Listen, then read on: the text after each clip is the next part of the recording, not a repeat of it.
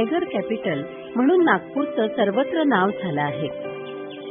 व्याघ्र दर्शनासाठी येणारा पर्यटक आता गोंदियाला टाळून मात्र जाणार नाही. त्याचं कारणही तसंच आहे. दुर्लभ असलेला, कुठेच पाहायला न मिळणारा आणि हो, एकदा पाहिल्यानंतर त्याच्या मोहात पडावा असा हा ऐश्वर्य संपन्न सारस पक्षी राज्यात केवळ गोंदिया जिल्ह्यातच पाहायला मिळतो. धानाचा कोठार आणि तलावांचा जिल्हा म्हणूनही गोंदिया जिल्ह्याची ओळख आहे. शिवाय या गोंदिया जिल्ह्याला निसर्गाच्या समृद्धीचं लेणंही लाभलं आहे. जिल्ह्यातील अनेक पर्यटन स्थळं पर्यटकांना येण्यासाठी खुणावत आहेत. गोंड राजांच्या काळात इथल्या मालगुजारांनी सिंचनासाठी मालगुजारी तलाव बांधले.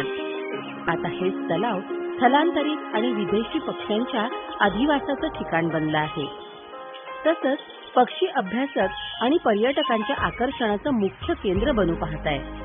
जिल्ह्यातील उत्तर भागातील बाघ आणि वैनगंगा नदीचा किनारा, परसवाडा, झिलमिली, नवेगाव बांध, शृंगार बंद यासारख्या अनेक माजी मालगुजारी तलावांवर greylag goose, bar headed goose, comb duck, common teal, spot bill duck, northern pintail, northern shoveler, Indian pitta, common crane, green pochard, कस्टर्ड पोचार्ड यासारख्या 350च्या वर विविध प्रजातींच्या पक्ष्यांचा अधिवास हिवाळ्याच्या काळात इथं हमखास असतो.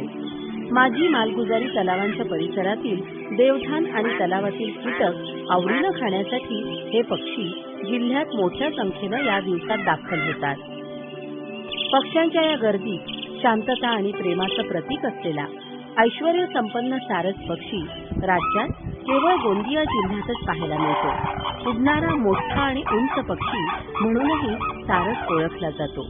इतर पक्षी जसे जंगलात आणि झाडावर राहतात, मात्र सारस पक्षी त्याला अपवाद आहे.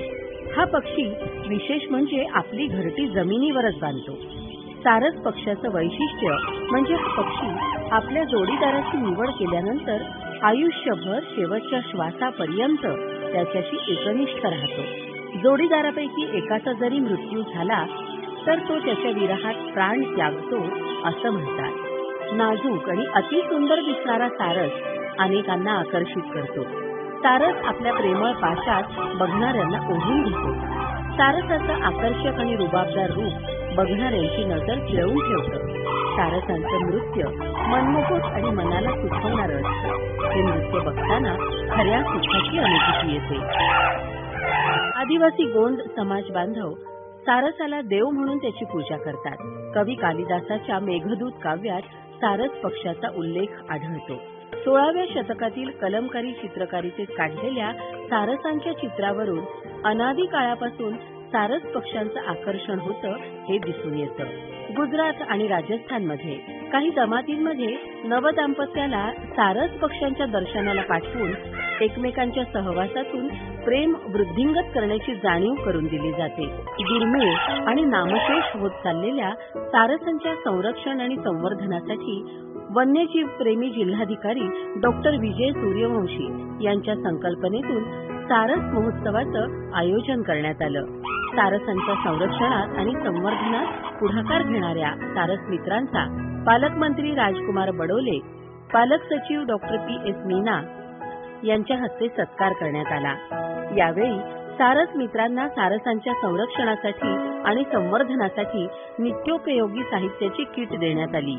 हौशी आणि वन्यजीव छायाचित्रकारांना प्रसिद्ध आंतरराष्ट्रीय वन्यजीव छायाचित्रकार सुधीर शिवराम यांनी कॅमेरा हाताळण्याबाबत प्रात्यक्षिकांसह कार्यशाळेत मार्गदर्शनही केलं.